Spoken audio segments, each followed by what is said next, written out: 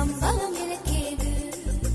உன் பேரை சொன்னால் சுவாசம் முழுதும் சுகவாசம் வீசுதடி. உன்னை பிரிந்தாலே வீசும்